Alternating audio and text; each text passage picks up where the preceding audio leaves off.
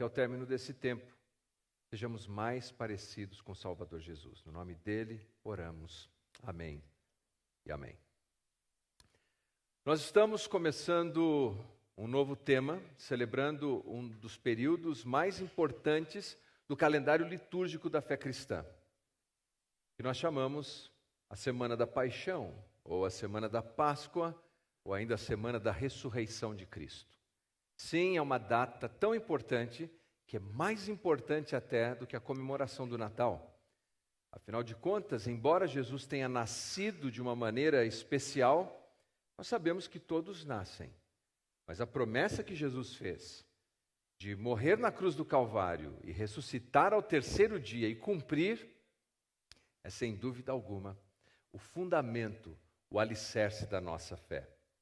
E hoje a nossa mensagem se concentra nesse evento que inaugura a Semana da Paixão, chamado por alguns de a entrada triunfal ou o Domingo de Ramos. E nós vamos ver na história por que assim.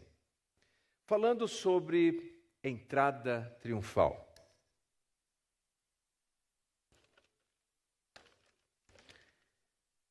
Ninguém na história foi tão eficiente em realizar a entrada triunfal quanto os romanos. Os romanos, eles eram especialistas em organizar grandes desfiles que impactavam as pessoas, deixava literalmente todo mundo boquiaberto. Eles faziam coisas grandiosas, espetaculares, mas a entrada triunfal para os romanos acontecia em situações muito específicas. Não era coisa assim corriqueira de fazer todo dia. Normalmente, a entrada triunfal, ela era oferecida a um general que ia à guerra, que conquistava o território inimigo, triunfava sobre pelo menos 5.000 soldados e voltava então com espólio de guerra e com prisioneiros. E quando chegava em Roma, ele subia numa carruagem dourada. Consegue imaginar essa cena? Ele subia numa carruagem dourada e enquanto ele desfilava, as pessoas jogavam flores, gritavam o nome dele, diziam, "Io triunfe!" Aí vai o triunfo. Os sacerdotes dos templos queimavam incenso. A experiência era sensorial. Você sentia, por assim dizer, o cheiro da vitória, o aroma do triunfo. Ele seguia aquela procissão até o templo de Júpiter, o deus da guerra. E depois disso, a festa terminava em alguma arena. Arena onde aqueles prisioneiros que acompanhavam o general eram levados para lutarem contra feras. Mas a melhor palavra não é, na verdade, lutar. Eles entravam nas arenas para serem destroçados. Enquanto a audiência vibrava, gritava, celebrava aquela carnificina mais do que as pessoas comemoram hoje luta de MMA. Era assim que eles faziam. E por essa razão, quando nós lemos na Bíblia sobre entrada triunfal, para os romanos, o que nós chamamos de a entrada triunfal de Jesus, não é considerado uma entrada triunfal. Porque quando olhamos em como se deu tudo isso, a entrada de Jesus nada tem a ver com o poder militar e com a glória que os romanos esperavam. Curiosamente, a entrada triunfal de Jesus, que nós chamamos, sequer seria apreciada pelos gregos. Afinal de contas, os gregos admiravam pessoas que tinham a capacidade de discutir a filosofia especulativa. Jesus não era assim. Jesus é o mais sábio de todos os mestres que podemos encontrar na história. Mas a filosofia dele não era especulativa, era prática, era para a vida, era para o dia a dia.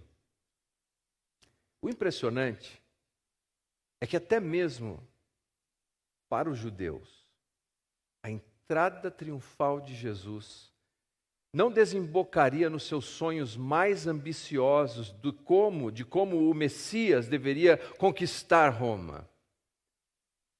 Na verdade, quando olhamos para Jesus na sua entrada triunfal, Jesus não é o Cristo, o Messias desejado pelos romanos.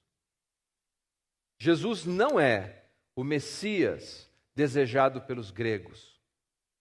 Jesus não é nem o Messias, o Cristo, desejado pelos israelitas, pelos judeus.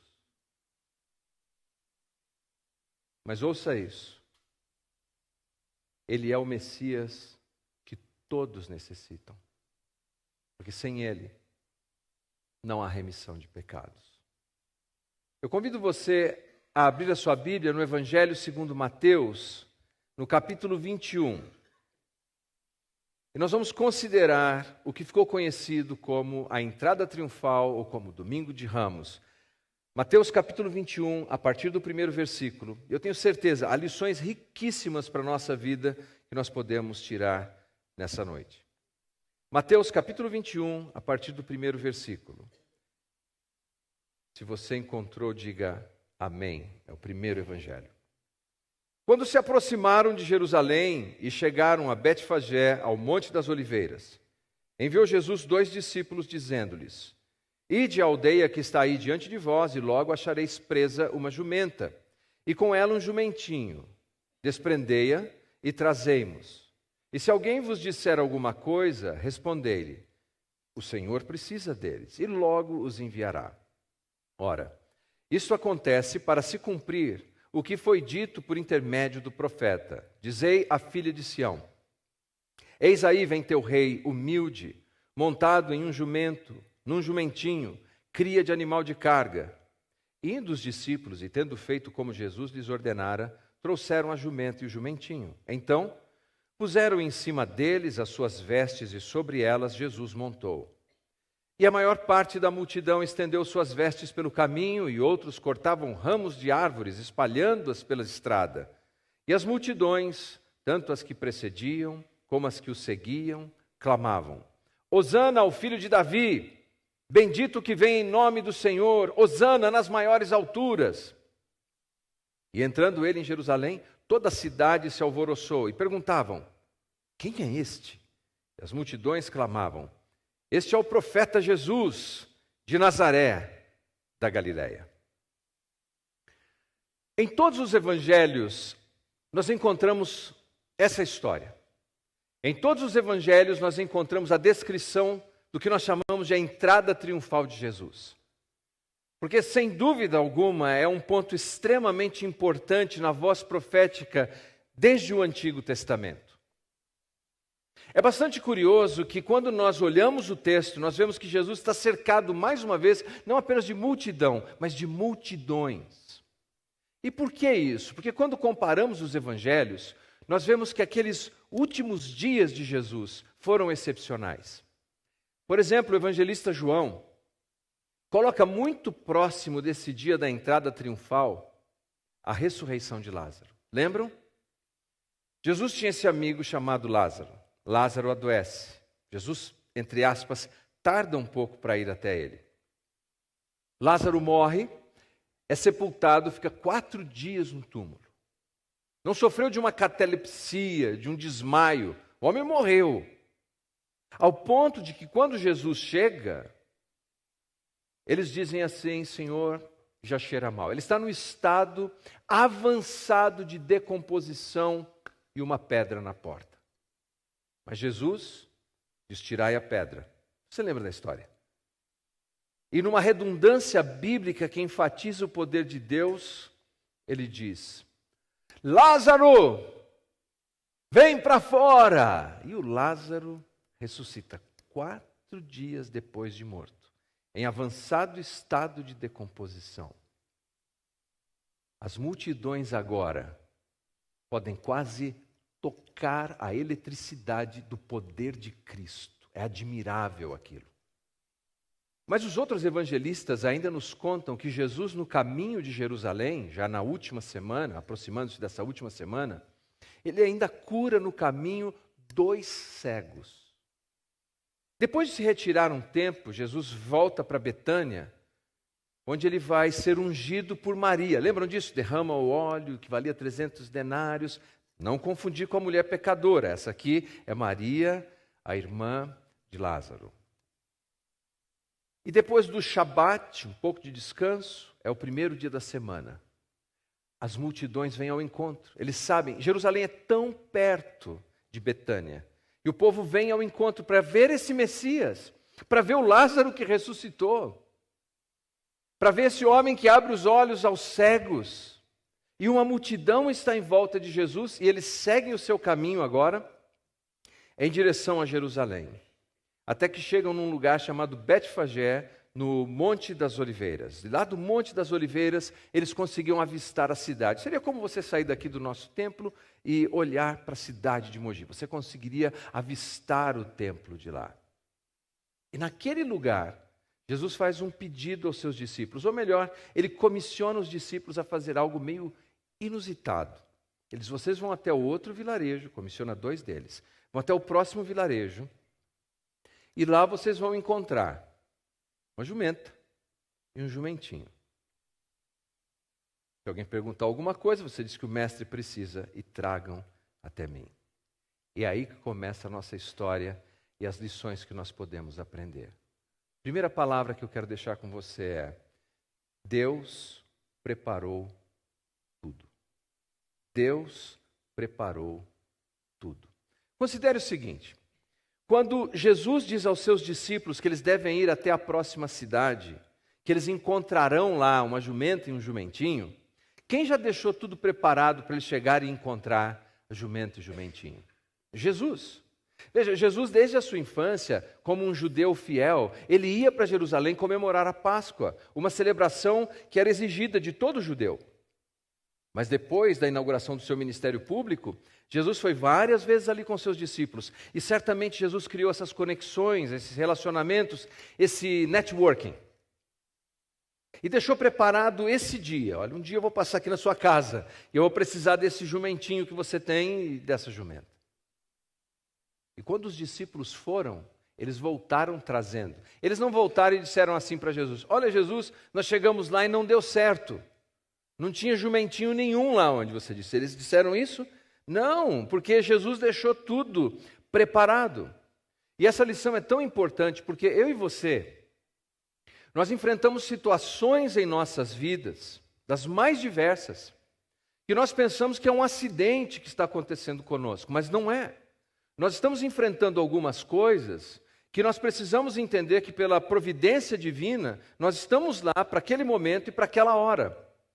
E Deus vai nos comissionar algumas coisas apresentadas na sua palavra. E nós nos sentimos inseguros, nós nos sentimos fracos e incertos do que vai acontecer.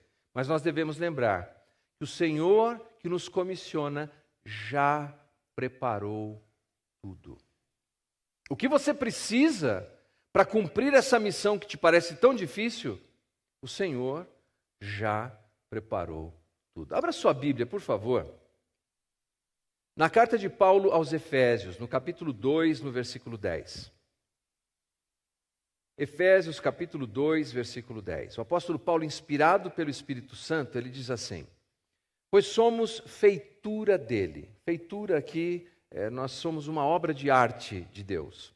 Criados em Cristo Jesus para boas obras, as quais Deus, de antemão, preparou para que andássemos nelas.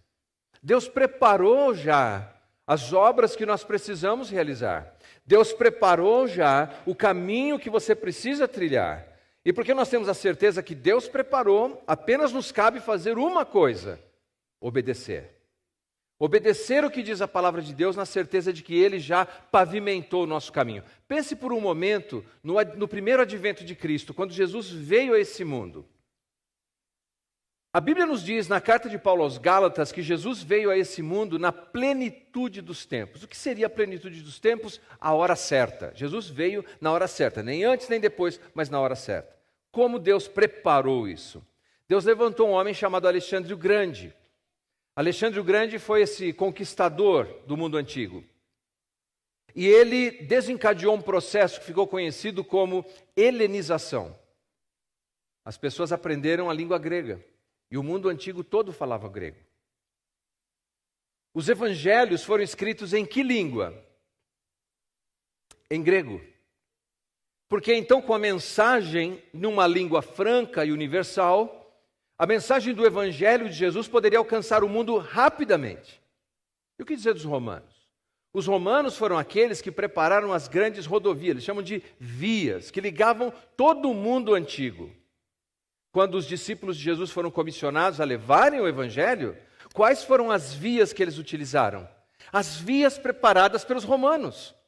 E o que dizer do povo de Israel? Ao longo dos anos, eles ficaram nessas expectativas messiânicas, orando e pedindo a Deus que enviasse o Messias. E então, quando chega o tempo certo, que o mundo agora passou pelo processo de helenização, que as estradas necessárias foram estabelecidas e que as expectativas messiânicas chegaram no seu ápice, Deus envia o seu Filho.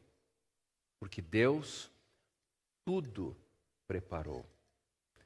E é por isso, queridos, que nós temos a certeza de que se o Senhor nos comissionou a enfrentarmos situações difíceis, ou Ele diz na palavra dele, perdoe alguém, você fala, eu não vou conseguir, Ele já preparou o caminho. Ou se você vem enfrentando um momento de tamanho desafio, que você precisa de perseverança, de coragem e fé, e você pensa, eu não vou conseguir fazer isso, lembre-se, quando o Senhor te comissiona, o Senhor já preparou o caminho. Então confie nele e apenas obedeça o que diz a palavra dele. Mas há uma segunda lição importante aqui no texto, que é profecia. Ora, isso aconteceu para se cumprir o que foi dito por intermédio do profeta. Dizei a filha de Sião. A filha de Sião, essa expressão, é uma figura de linguagem para descrever que Deus tem um carinho por Israel, como um pai tem um carinho por sua filha. Quantos aqui têm filhas? Deixa eu ver. Quantos têm filhas? Isso. Os pais vão me entender. Eu tenho filhas. Eu já estou fazendo o curso de tiro ao alvo, eu tenho 3 carabinas guardadas, espingarda de cano duplo, porque pai protege a filha. E quando Deus diz assim, alegre-se, filha de Sião, Ele está dizendo o seguinte, eu cuido de você, como um pai cuida das suas filhas. Eis aí vem o teu rei, humilde, montado em um jumento, num jumentinho, cria de animal de carga. Essa profecia, e vamos definir profecia. O que é uma profecia? Profecia é uma promessa que Deus faz. Deus promete algumas coisas, e nesse caso foi uma profecia pronunciada por Zacarias, lá no Antigo Testamento, dizendo que esse episódio aconteceria. Agora veja só, passou 100 anos e essa profecia não tinha se cumprido. Passaram-se 200 anos e essa profecia não tinha se cumprido. Passaram-se 300 anos. Essa profecia não tinha se cumprido. Você acredita que passaram-se 400 anos e essa profecia não tinha se cumprido? Algumas pessoas diziam, está vendo? Não vai acontecer. Não vai se cumprir. Isso tudo que foi dito não vai se materializar na história. Passaram-se 500 anos. E então entra Jesus em Jerusalém sobre um jumentinho, cumprindo a profecia, o oráculo pronunciado por Zacarias. Porque, meus queridos, o que Deus promete, Deus cumpre. O que Deus promete, Deus cumpre. Pode ser que esteja demorando, pode ser que pareça que não vai acontecer. Tem gente que diz que não vai acontecer, mas não me importa o que as pessoas dizem. O que me importa é que quando eu olho para a história, várias dessas profecias já se cumpriram. Um dos problemas talvez seja que nós não conhecemos as promessas. Há um escritor canadense chamado Everett Storm. Ele ouviu dizer que a Bíblia tinha 30.000 promessas. Ele achou muito, porque tem mais promessa do que versículo, segundo ele. Então ele decidiu estudar e catalogar essas promessas. E depois de estudar, escrever essas promessas, transcrevê-las, ele chegou no seguinte número: 8.810 promessas na Bíblia. Dessas 8.810, 7.487 promessas feitas de Deus, por Deus, para a humanidade. Quanta promessa, hein? 7.000 promessas, 487. E lembre-se, o que Deus promete, Deus cumpre. Agarre-se a isso. Não se deixe perturbar. O que Deus promete, Deus cumpre. Talvez essa história nos ajude a fazer sentido de tudo isso. Margaret Hill. Ela e o marido eram missionários em 1941. Estourou a guerra. Eles estavam num pequeno vilarejo. Dizem que às vezes escurece mais do que a meia-noite, não é? A coisa vai ficando mais difícil, mais problemática. E o marido dela, a guerra estourou, e ele teve uma crise de apendicite. Por causa da crise de apendicite, ele teve que deixar a esposa naquele vilarejo para procurar um hospital. Ela ficou sozinha, com um filho de mais 1 ano e meio aproximadamente, e um bebê de 2 meses, sozinha. 1941. E a guerra se aproximando. Ela estava assustada, ela estava muito preocupada do que poderia acontecer. Todo dia alguém dizia a ela: nós vamos ter que evacuar o vilarejo, nós vamos ter que ir embora, os inimigos estão chegando, cada vez mais perto o exército inimigo, nós vamos ter que ir embora daqui. Mas você sabe que em 1941 não existia celular, nem WhatsApp, para dizer para o marido: olha, eu estou indo para outro lugar, eu te encontro lá. Essa mulher teve que persistir em fé. E veja o que ela fez. Ela tinha na casa dela, na pequena cabana, um calendário com versículos bíblicos. Então, no primeiro dia, sozinha, ela arrancou a página e leu. Estava escrito o seguinte, era o Salmo 56:3. Em me vindo o temor, hei de confiar em ti. Aquilo encheu o coração dela de esperança. Mas as más notícias chegavam todos os dias. Então, no dia seguinte, ela arrancou outra página daquele calendário. E estava escrito, Salmo 9, versículo 10. Em ti, pois, confiam os que conhecem o teu nome, porque tu, Senhor, não desamparas os que te buscam. E as pessoas continuavam apertando, e agora ela ouvia os tiros, ela ouvia granadas à distância, ela está cada vez mais assustada. Mas no dia seguinte, ela arranca mais uma página e diz assim o texto. Gênesis 50, versículo 21. Não temais, pois eu vos sustentarei, a vós outros e a vossos filhos. Naquela altura ela já não tinha o que oferecer aos filhos para comer em casa. Mas aparece uma senhora e traz leite de cabra. E aparece um outro senhor e traz uma cesta de ovos. E ela viu essas promessas se cumprirem na vida dela. Mas finalmente sozinha e desesperada, porque as pessoas estavam indo embora do vilarejo, naquela noite ela não conseguiu dormir. Ela orou, ela clamou a Deus, esperou chegar amanhã para arrancar de novo a página do calendário e ver uma nova mensagem. E ela se deparou com o Salmo 56:9. No dia em que eu te invocar, baterão em retirada os meus inimigos. Bem sei isto, que Deus é por mim.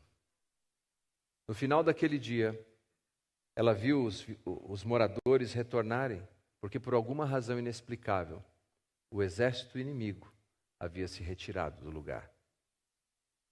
Eu não estou dizendo com isso que você vai experimentar exatamente essas experiências. Eu não estou dizendo com isso que você não vai enfrentar problemas e dificuldades. Ela enfrentou.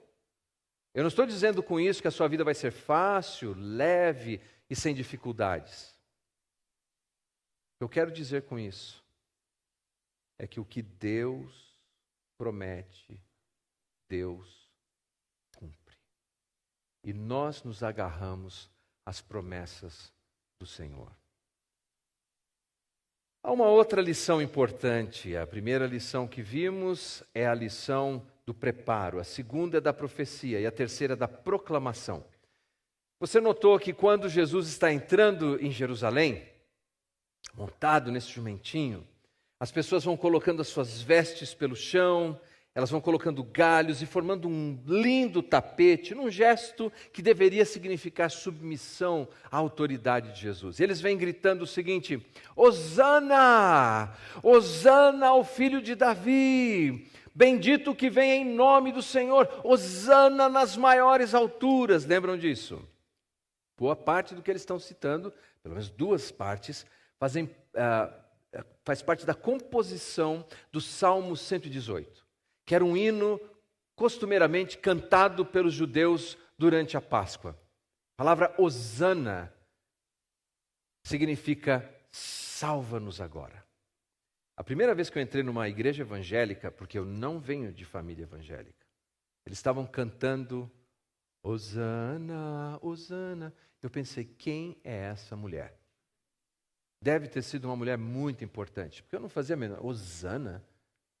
Mas Hosana é a transliteração de uma palavra hebraica, Yashaná, que significa, é um pedido, é alguém clamando por socorro, socorre-nos agora, salva-nos agora. Seria como você imaginar que você está na beira de um abismo, segurando uma raiz, com medo de despencar dali, e você ouve passos e você começa a gritar, Hosana! Socorro, socorro! É isso que significa. Mas com o passar dos anos, Hosana recebeu um novo sentido. Não apenas de salva-nos agora, mas também de uma expressão de louvor, uma expressão de admiração, de salvou. Me permita um exemplo futebolístico. Eu não vou dizer o nome do time, porque eu não quero criar polêmica com ninguém. Mas imagine o seguinte, que esse time está no ano de 2005, na cidade de Yokohama, no Japão.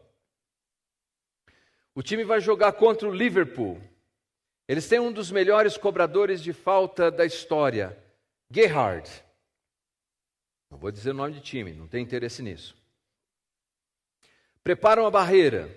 Gerhard cobra com perfeição. A bola vai onde costumam dizer os locutores, onde dorme a coruja. Lá no triângulo. Mas aí o seu goleiro, aquele goleiro excepcional, que está no livro dos recordes, numa explosão muscular, ele salta ao encontro da bola e com o movimento do braço perfeito, ele defende a bola que está indo no ângulo. Antes dele defender, você está dizendo, salva, salva, salva, salva, salva. Hosana, Hosana, Hosana, Hosana. E quando ele defende a bola, você vai, salvou, salvou, Hosana. É mais ou menos isso, deu para entender, gente? Esse é o tipo de emoção. Hosana salva e Hosana salvou. E eles colocam essas três combinações. Hosana, bendito que vem em nome do Senhor. Hosana ao filho de Davi. Hosana nas maiores alturas. Eles estão fazendo declarações messiânicas. De que Jesus agora revela a sua identidade, ele descortina quem ele é, ele entra cumprindo essa profecia, e eles estão clamando tudo isso, e nesse momento da história nós pensamos, está aí, eles entenderam quem é Jesus nessa entrada triunfal, nesse tapete que prepararam, até que nos deparamos com a pergunta desconcertante do texto. Quando eles chegam em Jerusalém, as multidões se encontram. As pessoas perguntam,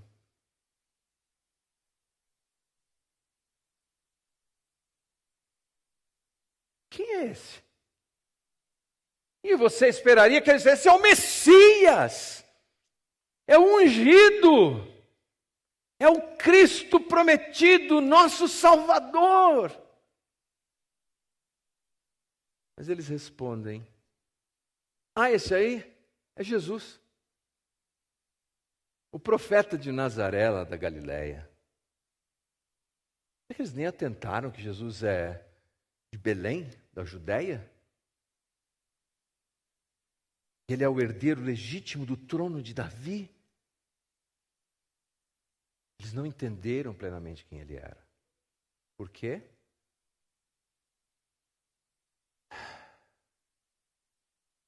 Porque Jesus não era o tipo de Messias que eles desejavam.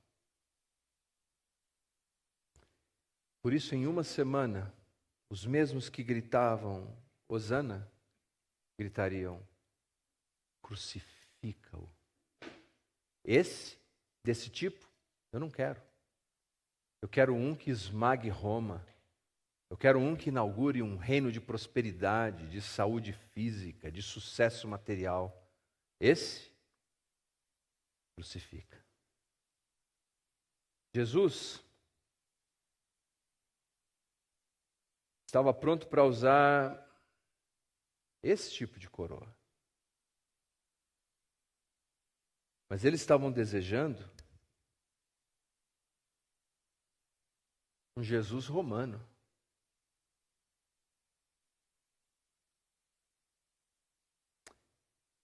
Eu fico pensando o seguinte: será que nós não somos como eles? Nós queremos um Jesus que traga prosperidade financeira para a nossa vida agora, encha a nossa carteira de dinheiro. Nós queremos um Jesus que traga cura física imediatamente para os nossos corpos.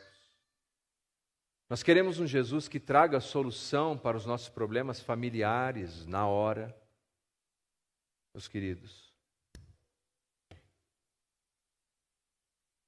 quando assim agimos, nós não queremos o Messias. Nós queremos um gênio da lâmpada. Alguém que cumpra os nossos desejos. Jesus não é, muitas vezes, o Messias que nós desejamos. Mas não tenha dúvida disso. Ele é o Messias, o Cristo, o Salvador, que nós desesperadamente precisamos. Nós precisamos dele. Talvez nós não desejamos o caminho que ele faz, a coroa, a cruz que ele carrega e nos desafia a carregar. Mas sem ele, nós estamos eternamente perdidos, sem esperança para o futuro e sem a remissão dos nossos pecados. Essa pergunta do texto deve ecoar para todos nós e somente e individualmente podemos responder. Quem é este? Quem é para você? Quem é Jesus para você? E a resposta a essa pergunta vai fazer toda a diferença na sua vida. Por favor, coloque em pé.